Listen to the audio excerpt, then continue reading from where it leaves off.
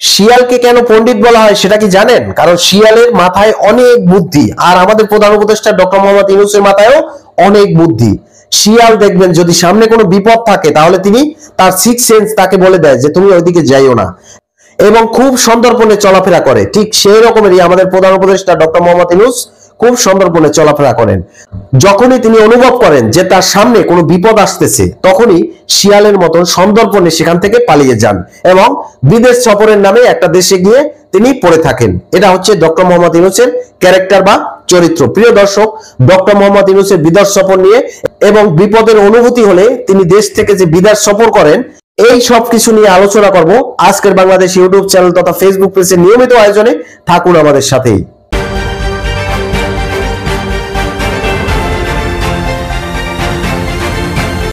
হ্যাঁ প্রিয় দর্শক, ডক্টর মোহাম্মদ ইউনূস এই 9 মাসের শাসন আমলে অন্তত 18 বার বিদেশ সফর করেছেন। আমার কথাগুলো মিথ্যা না, আপনি একটু খোঁজ খবর নিয়ে দেখেন।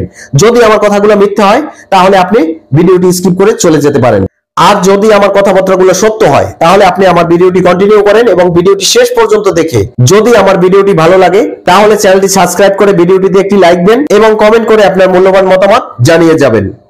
ডক্টর মোহাম্মদ ইউনূস বাংলাদেশের শাসন ক্ষমতা এসে এমন কোন দেশ নাই যে তার শখ ছিল টাকা পয়সার অভাবে বলেন বা সেই দেশে যাওয়ার অনুমতি পান না বা এরকমের কোনো কিছু যদিও থেকে থাকে, সেই দেশগুলোকে তিনি ইতিমধ্যেই ভ্রমণ করে ফেলেছেন। কিভাবে ভ্রমণ করলেন? কারণ তিনি যদি এখন কোনো দেশ ভ্রমণ করেন বা বিদেশ সফর করেন, সেটা টোটালি রাষ্ট্রীয় সফর এবং রীতিমতো রাষ্ট্রীয় সফরের সমস্ত খরচ রাষ্ট্র বহন করবে। এক্ষেত্রে তার তো কোনো লস নাই।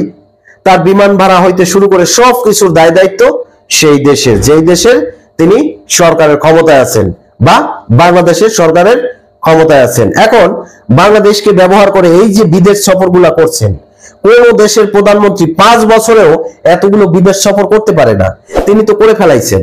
এখন বলতে পারেন যে তাকে বিদেশে আমন্ত্রণ করা হয়, তাকে বিদেশে ডাকে এই জন্য যায়। খোঁজ খবর নিয়ে দেখেন তো যে তাকে কোন দেশ আমন্ত্রণ করে।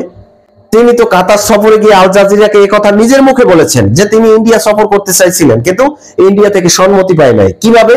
কারণ তিনি এমন এক ব্যক্তি যার লজ্জা শরম কম আছে।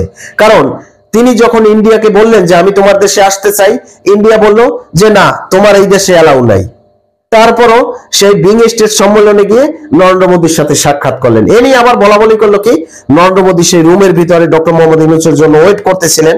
আসলে কি এটা নাকি ঘটনা এটা যে নরেন্দ্র মোদী সবার সাথে সমস্ত দেশের সরকার প্রধানের সাথে আলোচনা করার শেষে সর্বশেষে ডক্টর মোহাম্মদ ইউনূস সেখানে যাইতে পারছেন?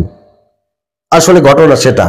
একটু ভালো করে খোঁজ খবর নিয়ে জানুন যে আমার কথাগুলো মিথ্যা নাকি সত্য। আমি কথাবার্তাগুলো কি বানিয়ে বলি নাকি সত্য কথা বলি? আমার কথাবার্তাগুলো মোটেই বানানো না। আমি বিভিন্ন নিউজ পেপার, বিভিন্ন সোশ্যাল মিডিয়া ঘেটে ঘুটে সত্য বের করে তারপরে আপনাদের সামনে 2-4টা কথা বলি। কাতার সফরে গেলেন, সেখানে গিয়ে কাতারের আমিরের সাথে তিনি একবেলা খেতে পারলেন না, যেটা স্বাভাবিক হয়ে থাকে যে কোন দেশের রাষ্ট্রপ্রধান যদি অন্য কোনো দেশে যায়, সেই দেশের প্রধানমন্ত্রী তাকে গার্ড অব অনার করে, একবেলা দুপুরে লাঞ্চ করে অথবা নৈশভোজ করে। এসব তো কিচ্ছু হলো না। তাকে গার্ড অব অনার বলেন, লাঞ্চ বলেন, নৈশভোজ বলেন, বা তার সাথে দেখাই হলো না। তাহলে এগুলো কি রাষ্ট্রীয় সফর? তিনি সেদে ইচ্ছা করে ফোন দিয়ে বলেন যে হ্যাঁ ভাই আমি একটু আপনার কাছে আসতেছি, তাইলে আপনি একটু রেডি থাকেন। তা যায়, ওনাকে ওরকমের সম্মানও করে না, অ্যালাউ করে না। যায় একদম তার যে সাদা চকচকে দাঁতগুলো আছে সেগুলো একেবারে 32 পাটি দাঁত বের করে খোলা আকাশের দিকে তাকিয়ে খিলখিল করে হাসে এবং গণমাধ্যমের সামনে গিয়ে ছবি তোলে। এবং তিনি এইটা বুঝায় যে আমি এই সব ছবি কত বড় ভিআইপি লোকজনের সাথে তুলছি, দেখো এগুলো আমি এই যে পোস্ট করে দিলাম। এছাড়াও যদি দেখেন বিং স্টেট সম্মেলনে ভারতের প্রধানমন্ত্রীর সাথে তিনি যে ছবি তুললেন, তার 32 পাতি দাঁত ঠিকই দেখা যাচ্ছে, কিন্তু নরেন্দ্র মোদীর মুখে ছিল ব্যঙ্গাত্মক ভঙ্গি। এ থেকে কি বোঝা যায়? এরকমের সব জায়গায় দেখবেন যত ছবি আছে বিদেশ সফরে, দেখবেন যে তিনি হাসতেছেন আর অপরে সবাই একদম মুখ টুক কালো করে বসে আছেন। মানে তাকে এতটাই ঘৃণা করে এবং এতটাই নিন্দা করে, অথচ তিনি বিদেশ সফরের নাম করে রাষ্ট্রীয় সফর করে যাচ্ছেন প্রত্যেক মাসে 2-3টা।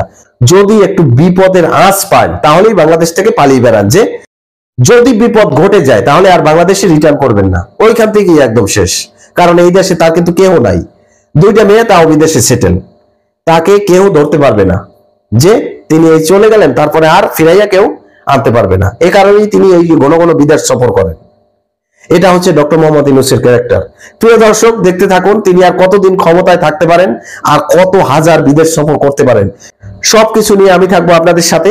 আজকে এই পর্যন্ত শেষ করছি, পরবর্তীতে নতুন কোনো ভিডিও নিয়ে আসবো। সেই পর্যন্ত ভালো থাকুন, সুস্থ থাকুন। আল্লাহ হাফেজ।